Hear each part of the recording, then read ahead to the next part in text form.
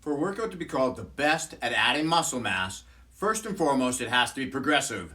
That's accomplished in this workout by hitting or exceeding your target number of repetitions for each exercise over 4 sets. And once you can hit this same target in 3 sets, it's time to increase the weight. More on this in a bit, but first, let's get into the workout. It's an A-B workout which gives you more variety and can be programmed in several different ways.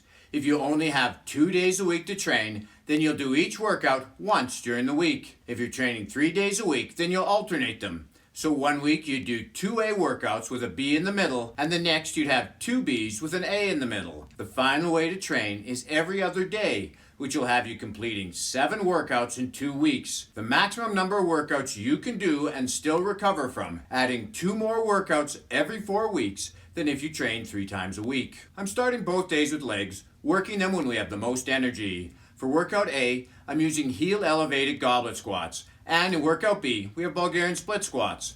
The reason I went with heel elevated is it increases our squat depth, allowing us to work our quads in a fuller range of motion and targeting them where they're the weakest. If you're having trouble getting the dumbbell into position for a goblet squat, try setting on top of a bench, then squat down and grab it.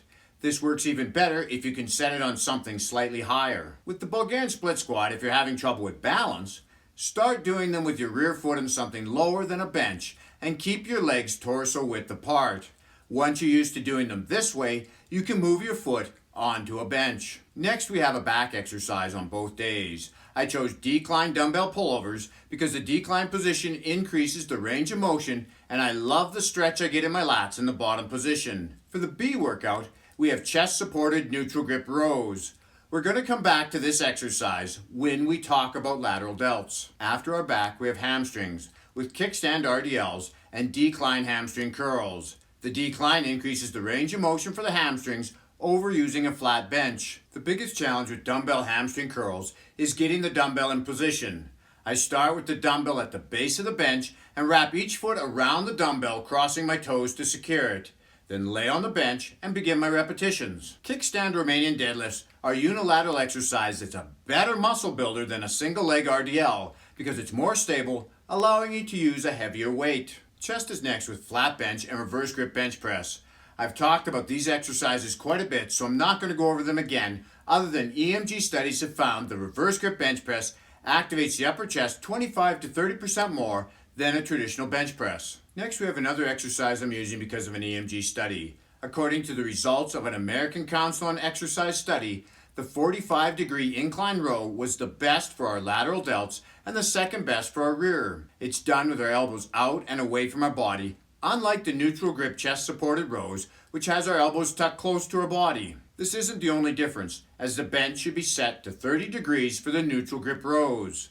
It's a great exercise that focuses on your back, including your lats, traps, and rhomboids. Because you're lying on the bench, you can't cheat the movement, and it takes the strain off your low back and hamstrings. Before we go over the next exercise, let me explain how you progress these exercises in more detail. What you want is to target 36 to 40 reps with a weight you're able to complete them in 4 sets with perfect form, stopping 1 rep before technical failure on each set.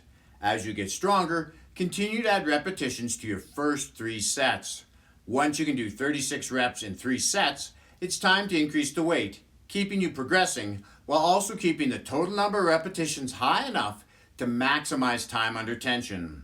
For our arms, we're going to superset biceps and triceps. I particularly like the superset in the B workout doing reverse grip curls, making sure we're not neglecting the brachioradialis, the largest muscle on our forearm, pairing this with overhead tricep extensions. We're not neglecting our calves or abs either, doing standing calf raises in the A workout and decline crunches in the B.